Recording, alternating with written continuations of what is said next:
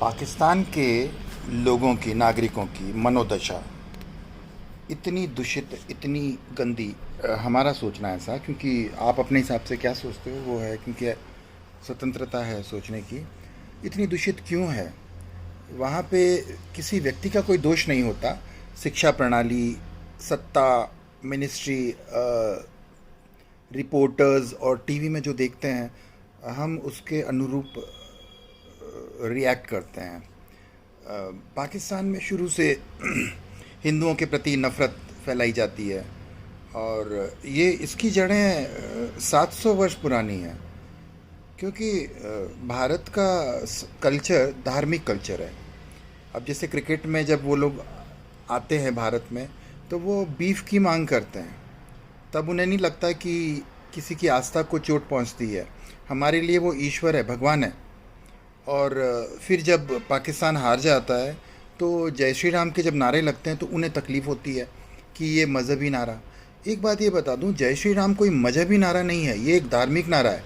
क्योंकि राम का जो कॉन्सेप्ट है, संपूर्ण ब्रह्मांड में सबको एक मानता है, चींटी तक को भी प्रेम करता है, कुत्ते को भी सुखी रखता है। और ये हम का कॉन्सेप्ट है, हम मतलब एवरीवन।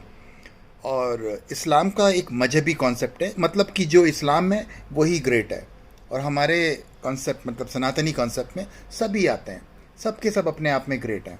तो ये एक कंट्रोवर्सीज़ हैं, इस पर अगर चर्चा नहीं होगी तब तक समझ में नहीं आएगा। पाकिस्तान में लोगों को इतना मैनिपुलेट किया गया। मैनिपुलेट का मतलब है तो सभी कन्वर्टेड ना। और कन्वर्ट आदमी कब होगा? आपको सोने से चांदी में कौन बदलना चाहेगा? तो इस ज्ञान से सबसे पहले ख़त्म किया गया, डैमेज किए गए हमारे विश्वविद्यालय, मंदिर, धार्मिक रीति रिवाज, जो सारी चीज़ें ज्ञान ख़त्म किया। जब आप ब्लैंक हो गए, फिर बाद में आपको लोहा भी पकड़ा दो तो क्या प्रॉब्लम है? आपके लिए तो मिला ही है, जो भी है खाली कर दिया।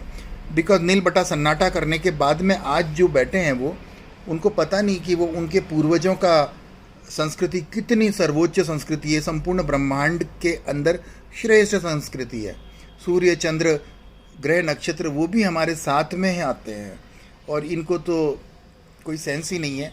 अब कुछ कहना बेकार है, बिकॉज मैं बहुत कुछ कह सकता हूँ पर मुझे कोई मंच नहीं मिलता, क्योंकि यहाँ भी राजनीति आती है। हमारे लोगों की बात कर रहा हूँ यहाँ पे, सनातनी में भी लोग अपने आप को हिंदू कहते हैं। अरे हिंदू तुम नहीं हो, ये एक भौगोलिक पहचान है। हिमालय से सिंधु नदी तक के जगह को हिंदुस्तान कहा गया। इन लोगों ने हिंदुस्तान का मतलब होता है कि एक पर्टिकुलर जगह का। और हमारी पहचान भौगोलिक पहचान नहीं है, हमारी पहचान सांस्कृतिक और धार्मिक पहचान है, वैश्विक पहचान है, सनातनी। हम पूरे विश्व में हैं, संपूर्ण विश्व ब्रह्मांड आता है। एक भौगोलिक पहचान देने वालों ने हमें हिंदू बोला, जैसे चिंटू, पप्पू, बबली, ऐसे नाम दिए जो हमारे लिए सम्माननीय नहीं है। अगर आज कोई भी हो, किसी भी सम्मानीय व्यक्ति को इस तरह के नाम से कोई नहीं बुलाता, अच्छा नहीं लगता। और हम लोग बेवकूफ़ों की तरह इस नाम से खुश होते हैं। अरे नाम में सच्चाई है, जगह में उपमा है, लेकिन ये उनका कोड वर्ड है, हमारा नहीं है। हमारी सबसे बड़ी दुर्गति तब हुई जब हमने इस हास्यप्रद नाम को सहर्ष स्वीकार किया और अपने आप को हिंदू हैं। हम हिंदू नहीं हैं, हम सांस्कृतिक हैं। आप ये सोचिए, महाराणा प्रताप का नाम अगर शिवाजी, महाराणा प्रताप, और इनके नाम अगर चिंटू, पप्पू, डब्बू, गुड्डी, मुन्नी, चमेली ऐसा होता, तो क्या ये इतने पौरुष कर पाते? क्या लक्ष्मीबाई ऐसी हो पाती? हमारे घरों में भी हमें सम्मान दिया जाता है ताकि हम आगे बढ़ें। इस तरह के नाम से हमारा मनोबल तोड़ा गया है। इस पर कौन बोलेगा? मुझे तो मंच नहीं दिया जाएगा, क्योंकि ना मैं कोई गेटअप रखूँगा। मैं अपने आत्मकल्याण में आगे बढ़ना चाहूँगा, मुझे मेरे अपने लोग ही मार डालेंगे।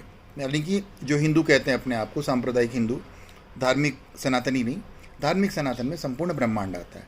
इस चीज़ को बोलना बहुत ज़रूरी है।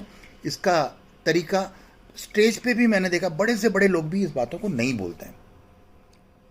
अब मैं कुछ बोलना नहीं चाहता हूँ, कुछ कहना चाहता हूँ पर मैं कहना भी नहीं चाहता। चलिए, जय श्री राम।